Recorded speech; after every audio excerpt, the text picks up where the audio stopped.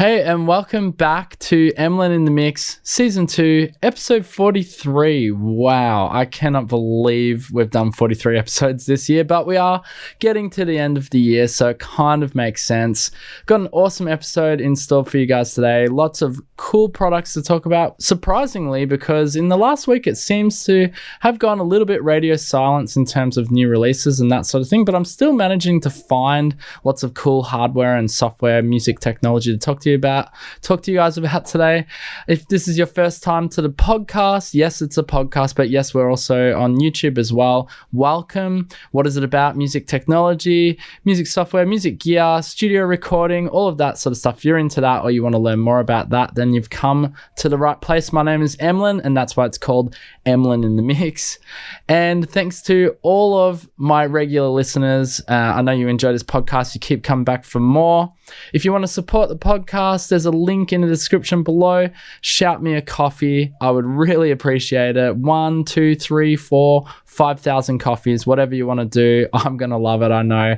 Anyway, let's get stuck into the podcast. So the first thing here is coming to us from Roland. Yes, we're jumping out of the gate with the big names here. Roland has released a digital version of the JD 800 software synthesizer. So it's now a vintage digital icon. Let's have a quick look at what we get with this software here from Roland. So in 1991, Roland released the JD 800, a forward-thinking digital synthesizer sporting a huge range of hands-on controls and a gleaming, complex sound.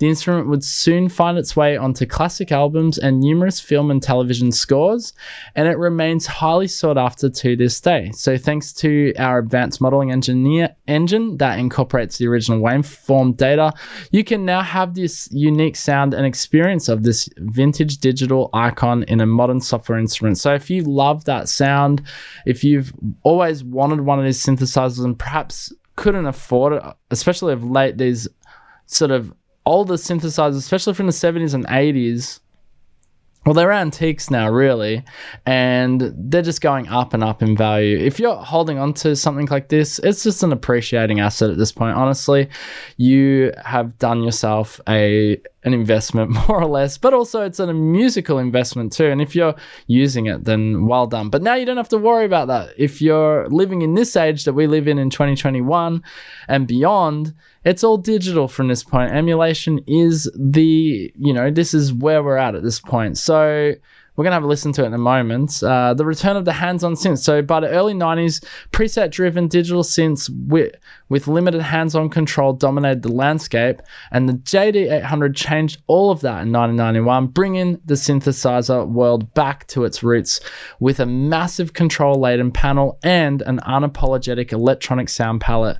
With its player-focused workflow, evocative sounds, and powerful effects, the JD 800 was a favorite for top electronic music producers throughout the 90s and beyond. So if we have a look here, if you're looking on the YouTubes now, if you're listening to the podcast, of course, you can always head over to the YouTube channel, Emlyn in the Mix, and check out these videos later if you want to know exactly what I was talking about. But yeah, we can see the JD 800 there, totally parameter laden synthesizer. I don't know what I was going to say there, but you can see there's a ton of parameters that are controllable. Not much menu diving there, which looks great. And you got a little digital LCD screen, which is amazing. I guess it was the late 80s, early 90s, early 90s. And it's good to see that they were bringing back the control functionality here. It is an odd looking synth, I do have to say. Some of the sort of design skew is kind of unusual, but, it is beautiful and it is of its era. A different kind of synthesizer using D50 style waveforms with multi-mode resonant filter, the JD 800 took a different approach to other synthesizers of the day and offered a glimpse at the exciting future of hybrid synthesis. And each of its 4 layers is like a complete synthesizer in its own right, with flexible modulation, routing, and time variant amp and filter envelopes. This unique architecture, complex tonality, and immediate hands-on experience has endeared the JD 800 to many hardcore synth fans over the years. All right, let's have a quick listen to some of the audio demos here. You're gonna love it. This is gonna sound 80s. Even though it's 90s, it's gonna sound 80s. Here we go. Our first demo.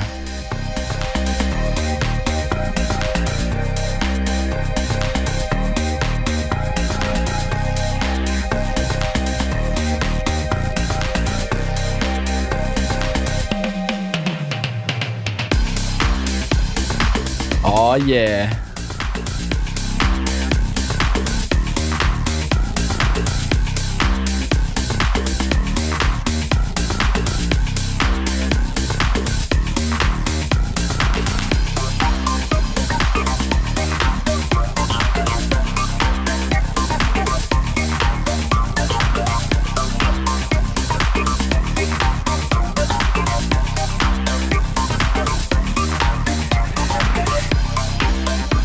Oh, wow. Very nice indeed. Let's have a listen to another demo here. Love these there's a whole song, so we're probably not going to play the whole thing. Nice sounding drums. That pad swirling in the background, that's really nice. Oh yeah, toms baby.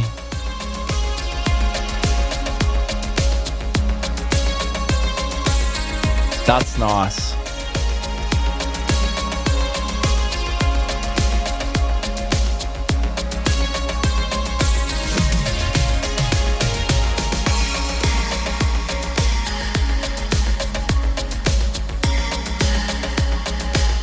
That sort of vocal sounding synth over the top, that's cool. Alright, I think you get the idea. If you like making synthwave, hell, this synthesizer may fit the bill for you. That's got some really nice sounds. A bunch of demos on the website there if you want to check it out, roland.com of course.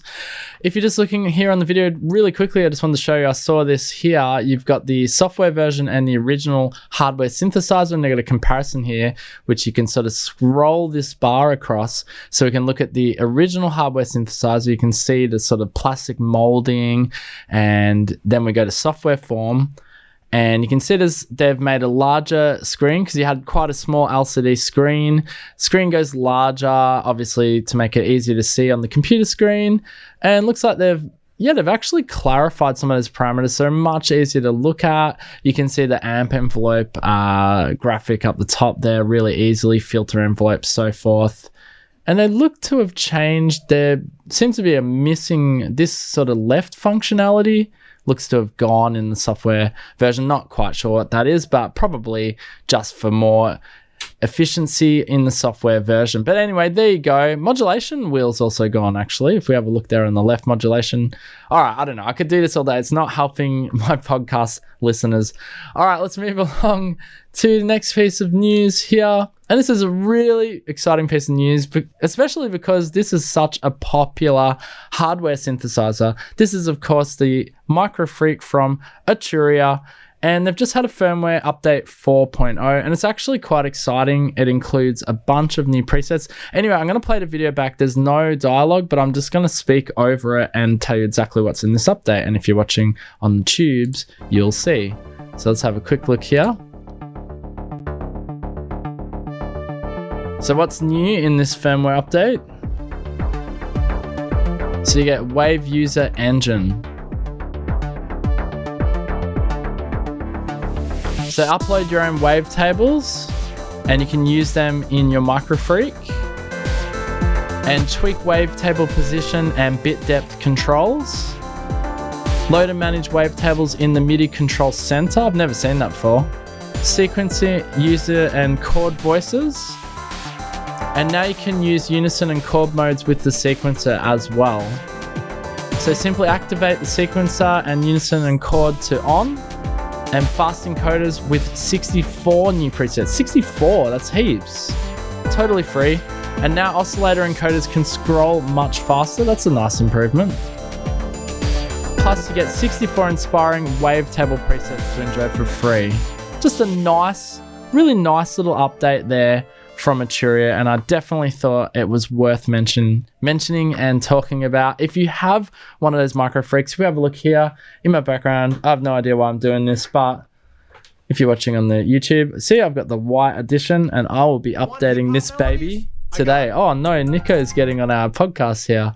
All right, let's get out of there and let's move on to our next piece of news. But before we do, actually, just quickly, because if you're watching on there, you can see I've got the white edition Microfreak with the digital oscillators, and yes, I will be updating this baby, and I'm looking forward to that indeed. All right, so our next piece of news comes to us from Numark, and this one goes out to our DJs, And it is, of course, the Mixstream Pro. This is a brand new piece of DJ hardware in the DJ world. If DJing doesn't interest you, you can skip along to the next piece of news. There's lots to go through today. There's lots of exciting stuff. So if you're enjoying it so far, just stay with me because this is freaking wow. If you've like myself, if you've been in the DJ circuit, this is an exciting piece of hardware because this essentially makes things a lot easier and it's all in one. That's what I love about this. And this seems to be the trend for DJ hardware in this day and age as we move forward, is it's all going to be in-house inside the hardware, the software, the computer, the engine, whatever you want to call it is all inside. And that's what this Mixstream Pro is. And might I just say, because I'm a Tractor user by Native Instruments, please, Native Instruments, if you ever are listening to this, which I doubt you are, but it would be so cool if you did track the hardware with the software integrated inside of it. That would just be unbelievable. Nonetheless, I'm sure this Numark and also the Denim Prime, which is very similar to this, a lot more expensive though, utilize their own computer and software engines, and they must be doing a good job because these things are selling quite well. Anyway, what is the Mixstream Pro? So the Mixstream Pro allows DJs and music lovers to connect with their music like never before with its built-in Wi-Fi. Can you believe it's got built-in Wi-Fi? What is going on? So you can just go to someone's house, connect to their, hey, what's your Wi-Fi password, Dave? Oh, I got to get in there. All right, great. Let's play some Spotify off my DJ hardware.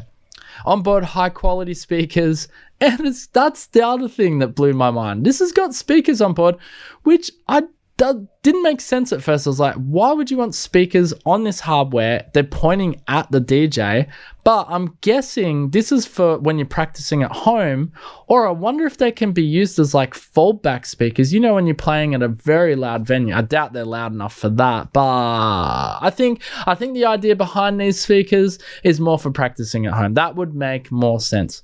Anyway, no laptop required. So playing songs from your existing library is also a breeze thanks to the USB and SD card inputs. And when you're ready to take your party live stream or mix session to the next level, the onboard engine lighting controls wireless connects to your smart home lighting for an automatic high energy light show. I love that. It's just such an interesting feature they've included in there. Plus, since the Mixstream Pro is powered by Engine DJ, its ever expanding set of Pro DJ features grows with your DJ career, giving you all of the performance essentials you need to rock any party or gig. It's never been easier and more fun to connect, stream, and play. I mean, gosh, if you are a DJ in 2021, you are spoiled. Honestly, I'm looking from the perspective of started my DJing back in, no joke, 2000, which is 21 years ago, and the difference in this technology I've got to witness over the last 21 years is so fascinating to me because literally when I started, there was probably some early dinosaur CDJ stage, maybe. I don't actually remember. There might have been CDJs. There might have been some early, maybe Pioneer CDJs in 2000. I could be completely wrong, but I didn't have CDJs. I started on the CD Walkman. That's where I started. I had a CD Walkman, and somehow I think I had some mixer, so I had 2 CD Walkmans and a mixer. But then I upgraded to turntables because turntables in the early noughties were really massive. Turntables were it in a bit, and DJing with vinyl, and it was kind of, it was expensive, but it was kind of affordable. You could kind of do a DJ set and you could buy like 3 or 4 new vinyls to add to your collection. Anyway, and then we went to CDJs, then we went to laptops. Now we're going just to hardware, and this is really cool to see. And I feel like the Numark Mixstream Pro fits the bill perfectly, and it's not too expensive. This is the other cool thing. So you got built-in Wi-Fi for streaming music, built-in speaker monitors, play with your music like never before, touchscreen, 7-inch touchscreen there, and you got wireless smart lighting control. Now, I don't know who's going to use that. Maybe some people will. Connect, stream, and play. It's all there. If you're just starting out, or you're a seasoned professional like myself, then this thing appeals because it's all in one. Imagine just rocking up with that piece of hardware, maybe a USB stick or a hard drive, and you're away. Obviously, you need to do speakers and stuff. If it's a venue, they would already provide that. But this looks really cool. I'm not familiar with the Engine DJ software, but I am going to have to check this Mixstream Pro out because it really ticks all the boxes as a DJ myself, and just being able to rock up the parties and play music. This is one to check out on your radar. To my DJ friends, I hope you enjoyed this little bit here. Let's move along to the next piece. Move on to the next piece. I don't know why I'm doing that. All right, so this is a new expansion from Native Instruments, Burnt Hues, deep fried hip-hop. It's the freewheeling, sample-heavy style of underground hip-hop fusing funk, jazz, soul, and more. Dig through keys, guitars, synths, and bass chopped from original tracks and processed using classic gear. 50 machine kits. Whoa, that's heaps. 59 battery kits. 408 one-shots. That's pretty good. That's a hefty amount of one-shots, and you get 466 loops and much more. Let's have a listen. Let's have a listen to the demo here because I need to shut up and drink some coffee. Don't forget, support the channel. Buy me a coffee. Let's have a listen.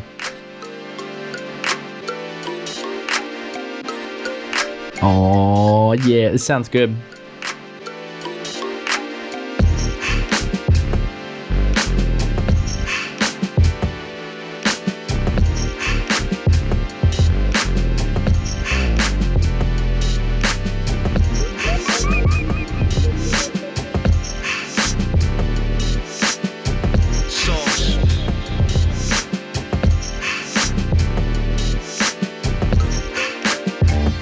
Really nice. I'll move along to our next demo here.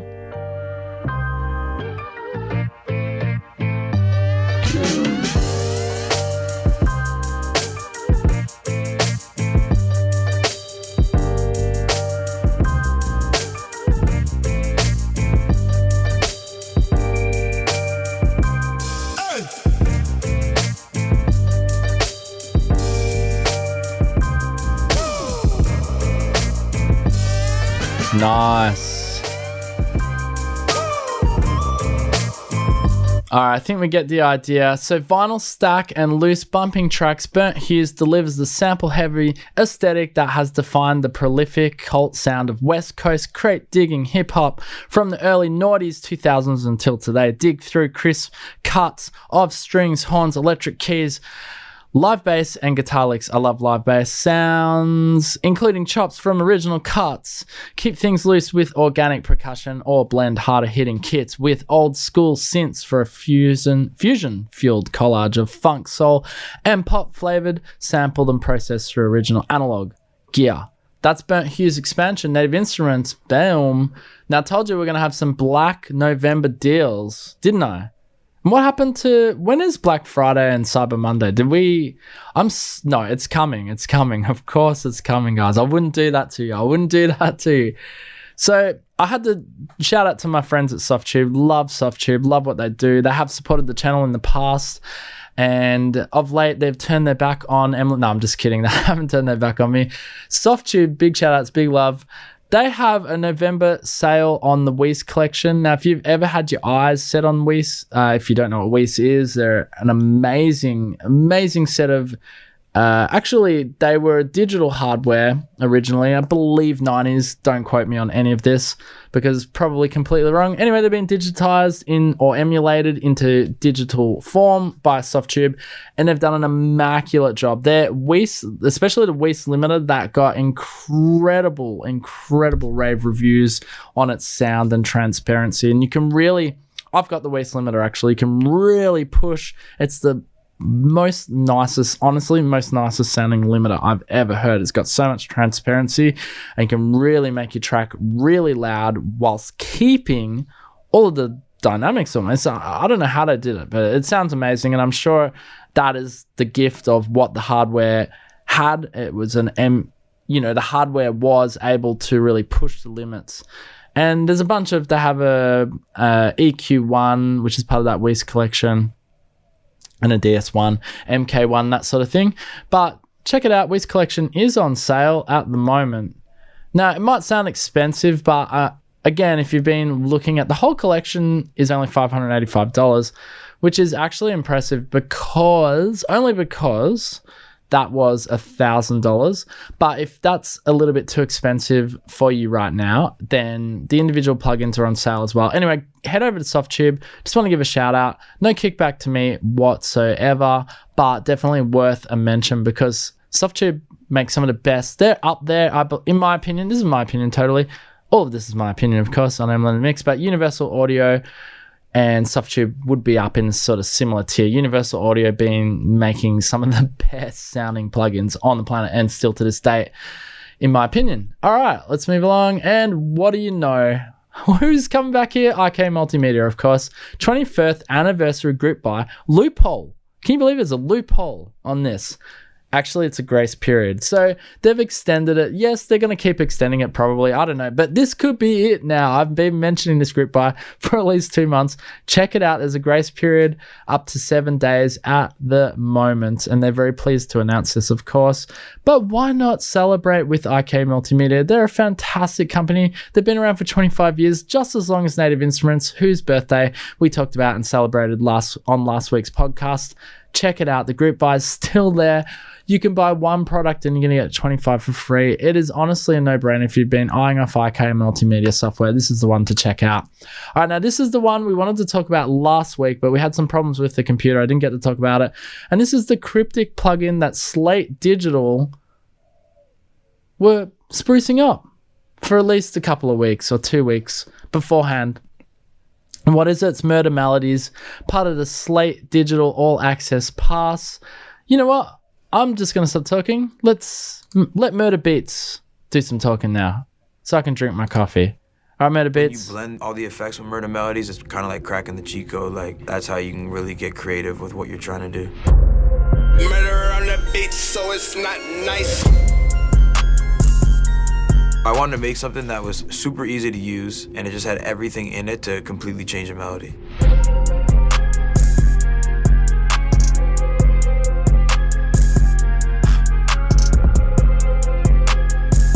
After you use the plugin and you mix your beat, it's like night and day, like it's complete difference.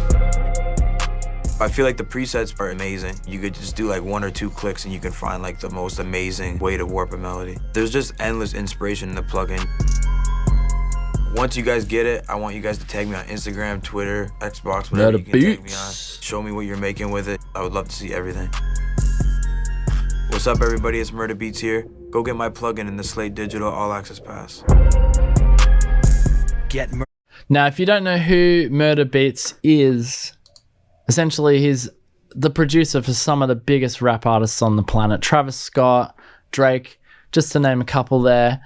But he's teamed up with Slate Digital to make this plugin. Hopefully that sort of gave you an idea of what the plugin essentially is. I think we got another video here. We might just play this back. It shows him actually just using the Murda Beats plugin. What's up, here we go. Murda Beats here, and today I'm going to be making a beat with my Let's have a quick look at this. Melodies. Murder on the beat, so it's not nice.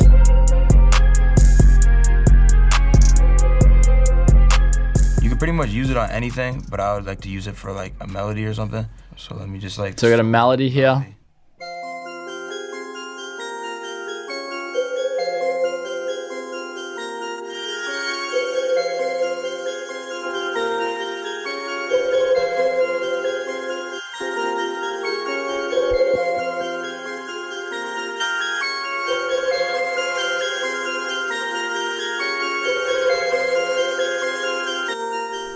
That's bypassed. All right, there we go, back on.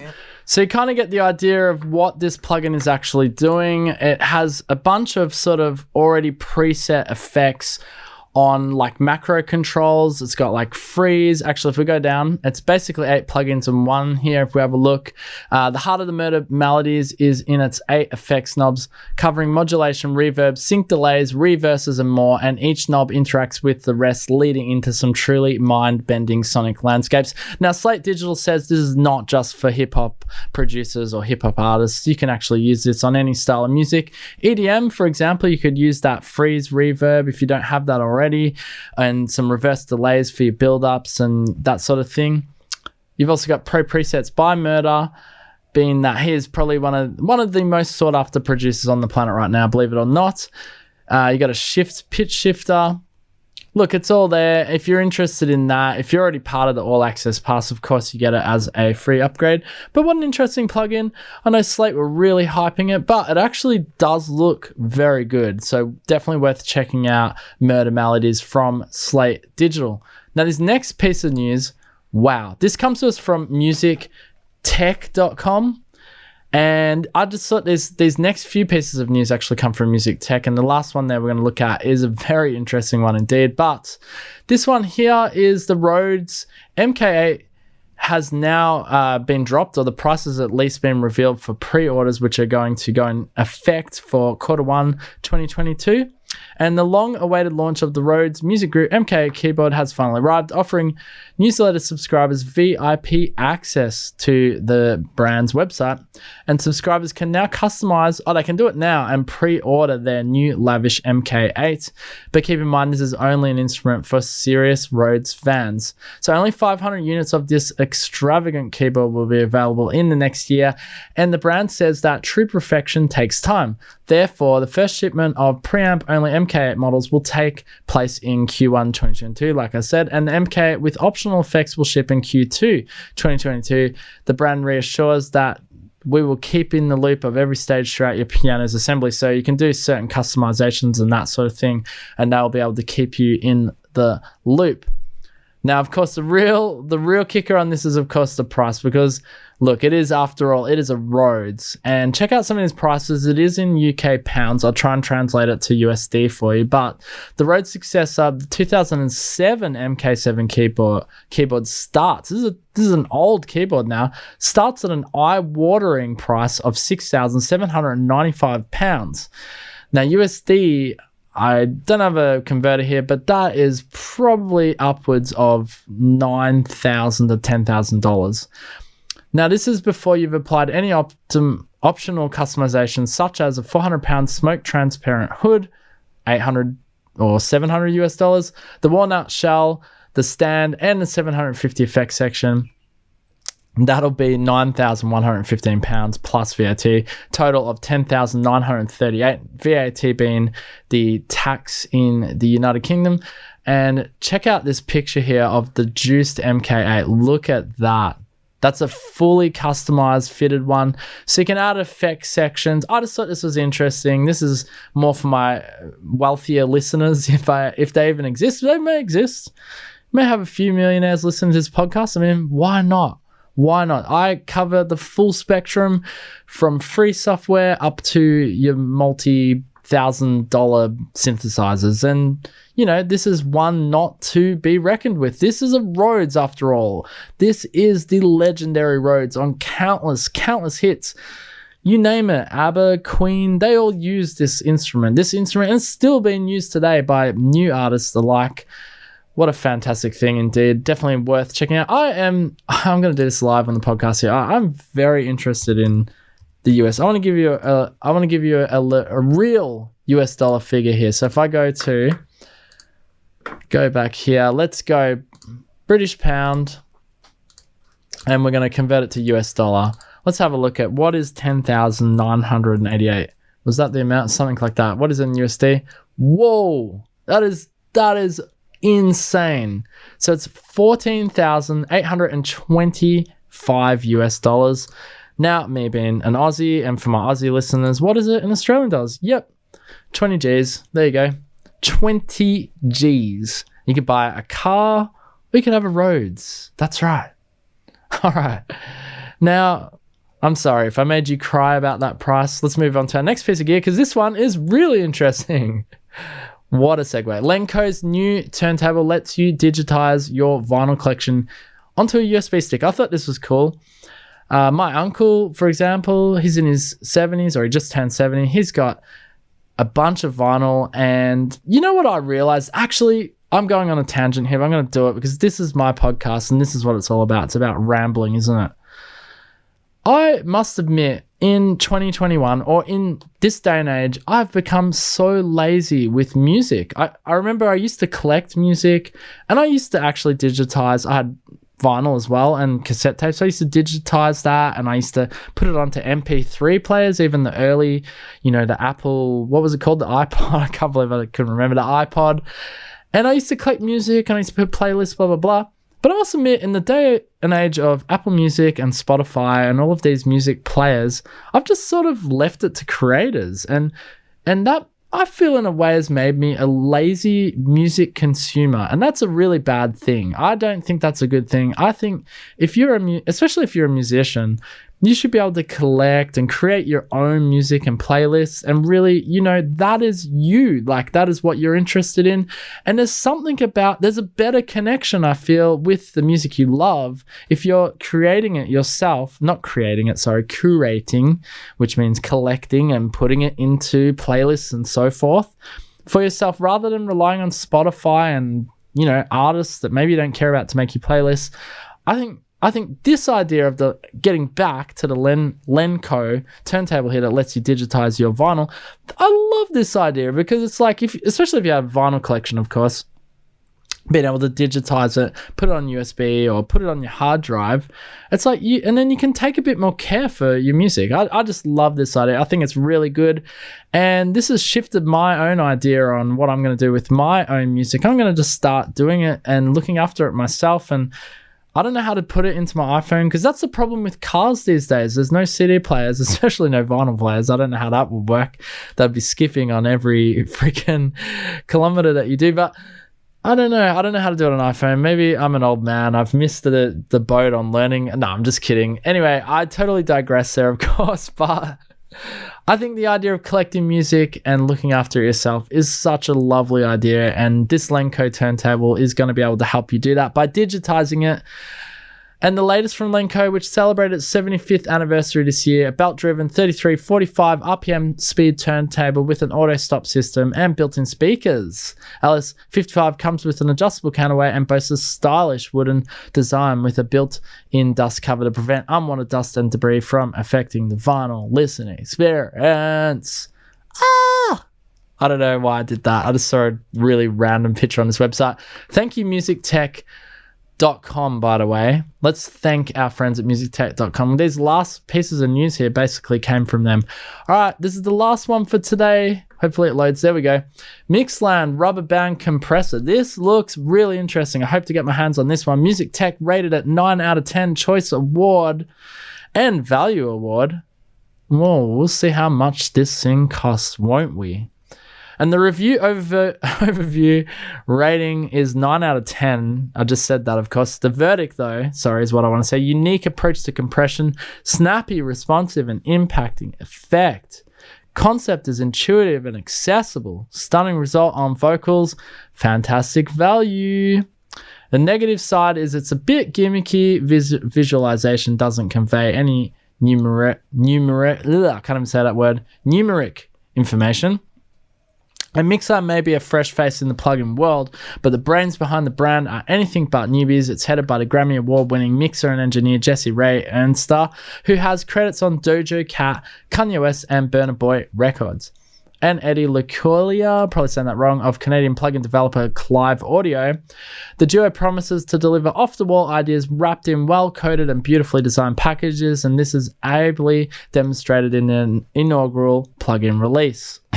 Rubber Band Compressor RBC, as it's lovingly known, is a VCA-style compressor at heart, but employs a unique concept, a rubber band stretched between two hands. And the input signal pushes into this hypothetical rubber band, causing it to stretch, but the band always snaps back into the resting state. So gone are the familiar threshold and ratio controls, now replaced by tension and snap. Make no mistake though, this isn't simply an exercise in renaming parameters. Now, if you're like me and you like your new software, this is probably definitely one to put on your list to check out, especially if you're mixing songs, mixing tracks. I'm always on the lookout for new sort of software technology, obviously, not just for this podcast, but for myself and for my own music. And this interests me a lot, actually. You know, I get, you can see here if you're looking on the video, you can see there's a nice big blown up screenshot of the Mixland rubber band compressor. You can see it's got the two hands with the rubber band between it. Yes, that could be a bit gimmicky, but it's not about the visual aesthetic of the plugin at all. You know, we should really not go down the path of putting all our energy into making a plugin look amazing. It is what is going on behind it. It's the coding, it's how it sounds, how it translates, how does it emulate, and if it sounds good, that's what matters, okay? So the plugin interface reinforces the rubber band concept with the graphic of the pair of hands holding a rubber band, and the band stretches and wobbles following the compression's activity and visualizes what RBC is doing. But it's only an impression.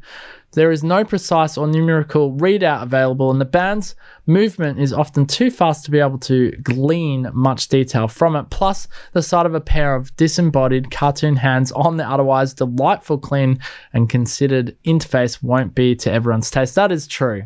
That is true. But again, if it sounds good, this is what we want to know. So how does it sound? So I've got a little video audio here for you, and we can hear some audio demos on it. Let's play this back for you here. The Rubber Band Compressor by Mixland.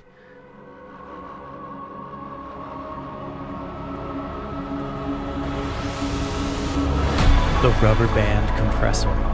The snappiest, most flexible compressor ever made. We simulated the physical response of pushing a signal into a theoretical rubber band. Unlike other compressors that squish the sound, the dual-stage resistance of the rubber band causes it to bounce back up and explode out of the speakers. And using this plugin could not be easier. There are two main parameters, tension and snap. The tension knob allows you to change the distance of the hands, pulling the rubber band tighter or looser, and the snap knob determines how hard you want to push it. All right, here it is on drums, all settings off, medium tension. Let's turn up the snap knob. All right, can you hear that? In a slow attack and a fast release, and crank the snap up even more. Ooh, and let's hit the wait button to add some low end back in too. And we can turn up the crunch knob to add some texture. Beefy baby! Let's try a fast attack now to really smash it. All right, let's hear this on vocals now. Let's choose the tightest tension. And we'll turn up the tilt knob for clarity. Now let's crank up all the settings. Let's get crazy with it.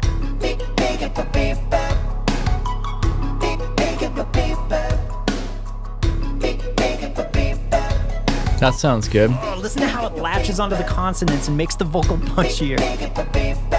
Here's bypassed. Unbypassed. Let's try some acoustic guitars. Man, I want these to be bouncy and jangly, so let's go with a loose tension and let's crank up the tilt EQ. Now let's turn up the snap knob.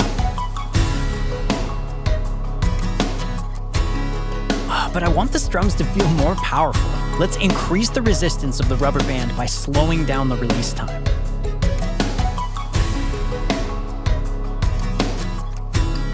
Here it is, bypassed and unbypassed. Yeah, it's very nice. Yeah, baby. The Rubber Band Compressor, new from Mixland. Yeah, baby. Hopefully Nico doesn't jump on our screen right there. Mixland, Rubber Band Compressor. I hope that explained exactly how it sounds and what it is actually doing. And I was pretty impressed with some of those effects that were able to be applied just from that one plugin. The compression of obviously, but the snappy. I liked how he was utilizing the attack and the release on various instruments and how that captured certain sounds or kept certain sounds in the mix. Absolutely wonderful. That is Rubber Band Compressor, worth checking out. All right, guys, I hope you've enjoyed today's podcast. We covered a lot here today.